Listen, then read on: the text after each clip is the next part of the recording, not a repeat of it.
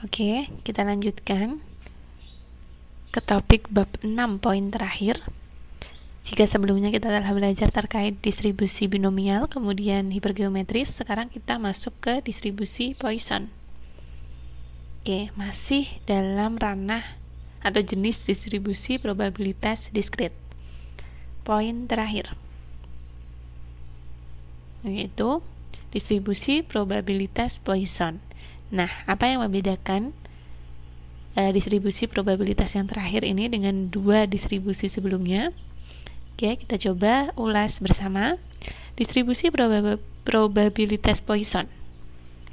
Di sini, distribusi probabilitas Poisson dia digunakan untuk menjelaskan berapa kali suatu kejadian muncul selama rentang tertentu.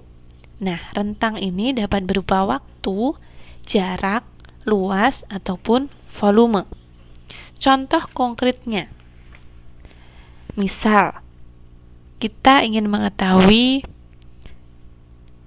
probabilitas jumlah huruf yang salah ketik per halaman koran. Oke, tadi definisinya adalah berapa kali suatu kejadian muncul selama rentang tertentu. Rentangnya bisa berupa waktu, jarak, luas, atau volume. Satu contoh, jumlah huruf yang salah ketik per halaman koran. Rentangnya apa? Yaitu per halaman koran. Itu adalah kita sebut sebagai rentang. Kemudian jumlah huruf yang salah adalah kejadian. Berapa kali? Itu yang dimaksud dengan fungsi daripada distribusi probabilitas Poisson. Atau contoh yang lain, jumlah skor gol pada pertandingan sepak bola kampus. Nah, rentangnya apa? Pertandingan. Kemudian kejadiannya apa? Jumlah skor gol. Oke, paham ya poin pertama? Kemudian, distribusi probabilitas Poisson di sini didasarkan pada dua asumsi. Asumsi pertama adalah bahwa probabilitas ini sebanding dengan panjang rentang. Asumsi kedua adalah rentang-rentangnya adalah saling bebas. Nah, penjelasan daripada poin kedua ini dengan kata lain, makin panjang rentang, makin besar probabilitasnya. Contoh yang pertama tadi, ingin mengetahui jumlah huruf yang salah ketik per halaman koran. Oke, probabilitas sebanding dengan panjang rentang. Nah, semakin banyak halaman koran yang ingin kita ketahui jumlah huruf yang salah ada berapa, maka probabilitasnya adalah semakin besar. Semakin panjang rentang, semakin besar probabilitas, hubungan sebanding. Contohnya kan kita akan semakin banyak menemukan kesalahan penulisan dalam huruf yang salah ketik ketika kita melihat katakanlah 5 halaman koran jika dibandingkan dengan 2 halaman koran. Ini maksud daripada probabilitas sebanding dengan panjang rentang. Kemudian rentang-rentangnya saling bebas. Apa maksud daripada saling bebas? Kita ingat kembali ya, kejadian yang saling bebas di sini ketika kejadian yang satu tidak mempengaruhi kejadian yang lain. Jadi maksud di sini adalah banyak kejadian dalam satu rentang ini tidak mempengaruhi rentang yang lain. Contoh tadi, jumlah huruf yang salah ketik per halaman. Ketika kita sudah mengetahui ada berapa jumlah huruf yang salah dalam satu halaman, kemudian kita beralih ke halaman berikutnya. Nah, di sini saling bebas, tidak ada pengaruhnya antara halaman pertama ataupun halaman kedua. Itu maksud daripada poin kedua. Kemudian poin ketiga, distribusi probabilitas Poisson di sini membatasi bentuk distribusi binomial ketika n besar dan probabilitas keberhasilan sangatlah kecil. Oke, ketika n-nya cenderung sangat besar, kemudian probabilitas ditemukannya keberhasilan adalah sangatlah kecil, kita bisa menggunakan distribusi Poisson ini untuk memperkirakan probabilitas binomial. Nanti kita bahas di berikutnya. Oke.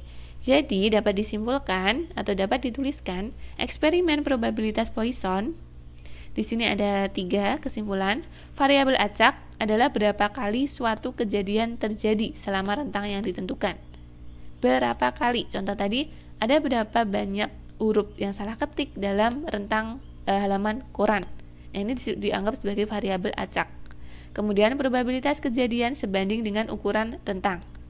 Pembahasan di sebelumnya sudah saya jelaskan. Kemudian tidak ada pengulangan rentang dan rentang-rentangnya saling bebas. Tidak ada pengulangan rentang, rentang-rentangnya saling bebas. Sudah saya jelaskan di poin atau di penjelasan sebelumnya. Nah, sekarang bagaimana kita bisa atau bagaimana proses dalam kita menghitung probabilitas Poisson? Oke, sebelumnya kita harus tahu dulu besaran-besaran apa yang diperlukan untuk menghitung probabilitas Poisson. Yang pertama, dalam rumusnya nanti akan kita jumpai konstanta basis logaritmik Napier atau biasa disebut E. E ini sama dengan 2,71828. Kemudian kita akan mendapatkan jumlah kejadian berhasil disimulkan dengan X. Kemudian kita harus mencari nilai rata-rata dari kejadian berhasil pada suatu rentang. Di sini disimpulkan mu. Masih ingat ya, mu adalah rata-rata hitung. Bisa kalian cari dengan N, jumlah total percobaan dikali dengan Pi. Pi adalah probabilitas kejadian berhasil. Atau kalian juga bisa menggunakan rata-rata hitung. Misal berapa kali suatu kejadian dibagi total percobaan. Itu adalah konsep daripada rata-rata hitung, tergantung kasus yang kalian jumpai nanti. Setelah kalian bisa mendefinisikan dari beberapa simbol ini, selanjutnya kita terapkan perhitungan. Px sama dengan mu pangkat X dikali E pangkat min mu dibagi X faktorial. Ini perhitungan pangkat biasa. E gunakan angka 2,71828 X faktorial. Persis ketika kita menghitung komputasi permutasi, katakanlah 3 faktorial, itu artinya 3 kali 2 kali 1. Oke. Kemudian kita langsung ke contoh. Suatu data maskapai penerbangan terkait kehilangan tas di bagasi. Seperti ada yang bilang misal kehilangan 1 tas, 2 tas, ataupun berapa tas, atau bahkan ada yang tidak kehilangan tas. Kemudian diambil sampel acak dari maskapai tersebut sebanyak 1000 penerbangan. Kemudian hasilnya menunjukkan total ada 300 tas yang hilang. Ditanya berapa probabilitas dari tidak kehilangan tas apapun.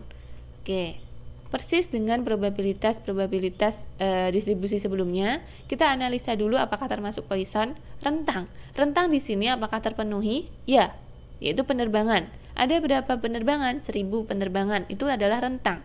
Rentangnya saling bebaskah bahwa penerbangan yang satu tidak ada kaitannya dengan penerbangan berikutnya? Kemudian tas yang hilang di penerbangan pertama tidak ada kaitannya dengan tas yang hilang di penerbangan berikutnya. Iya, maka di sini ciri daripada distribusi Poisson terpenuhi.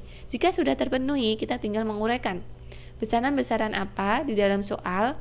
Angka-angka ini menunjukkan apa? Kita buat semacam simbolis sesuai dengan rumusan Poisson. Mohon maaf, ini adalah Poisson.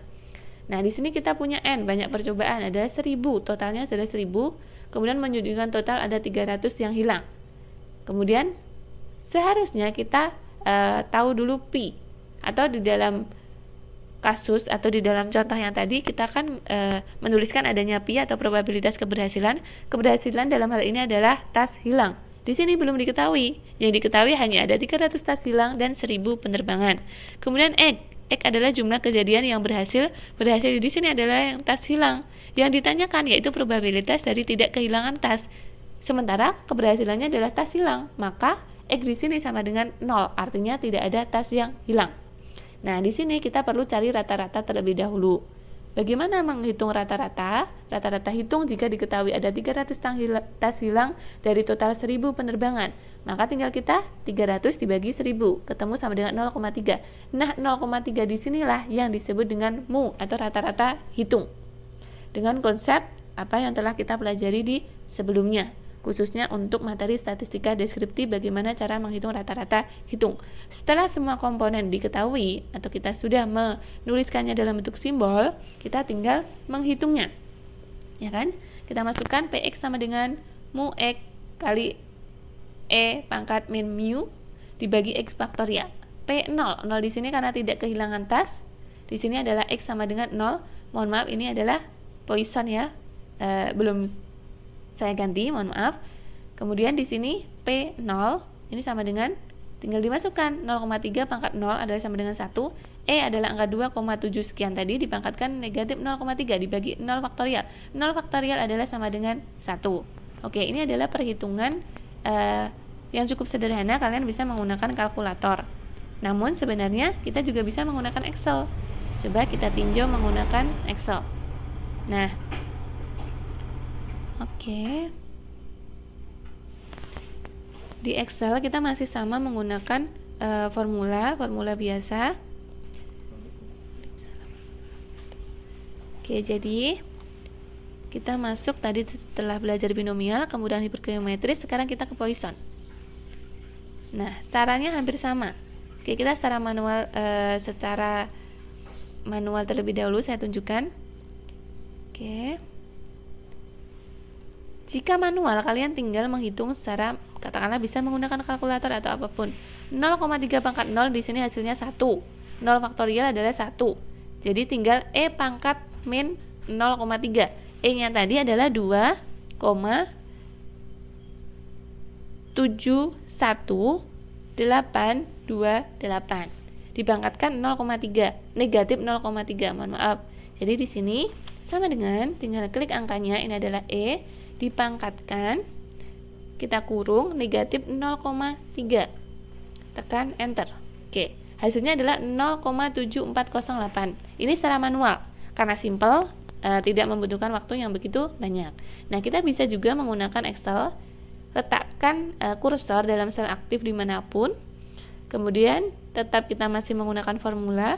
Di sebelah kirinya ada insert function, kita klik, kemudian kategorinya kita masih tetap dalam statistical. Kemudian silakan dicari Poisson distribution, P ke bawah, Poisson distribution. Oke, ini tinggal kita ketik oke. Akan tertampil function argumen di sini. X adalah yang ditanyakan, tidak kehilangan tas, sementara keberhasilannya adalah kehilangan tas, maka X di sini kita tulis 0. Kemudian min di sini adalah rata-rata. Rata-ratanya tadi berapa? Dari hasil perhitungan ada 0,3. Kumulatifnya kita tuliskan 0. Tekan oke. Nah, hasilnya sama. Oke. Itu adalah cara bagaimana kita menghitung probabilitas Poisson, baik menggunakan Excel ataupun secara manual. Kemudian saya akan menambahkan poin terakhir yang tadi sempat kita singgung, bahwa distribusi Poisson ini membatasi bentuk distribusi binomial ketika n besar dan probabilitas keberhasilan sangatlah kecil. Contoh ya, tadi kita menghitung jumlah tas yang hilang pada tiap penerbangan, sehingga serangkaian kesatuannya adalah penerbangan.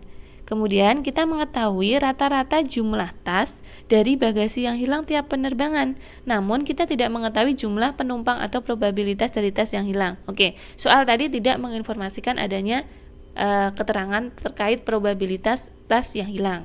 Kemudian kita mengira jumlah penumpang yang cukup banyak dan probabilitas penumpang kehilangan tas bagasi kecil.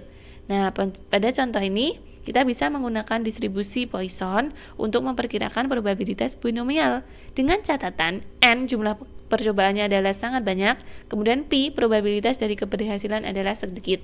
Artinya tanpa kita menggunakan rumus binomial, kita bisa menghitungnya menggunakan Poisson. Catatannya adalah n sangat besar, kemudian pi adalah sangat kecil. Oke, ini untuk distribusi probabilitas Poisson, yaitu menghitung berapa kali suatu kejadian dalam rentang tertentu. Cukup mudah ya, dibandingkan dengan dua distribusi probabilitas sebelumnya.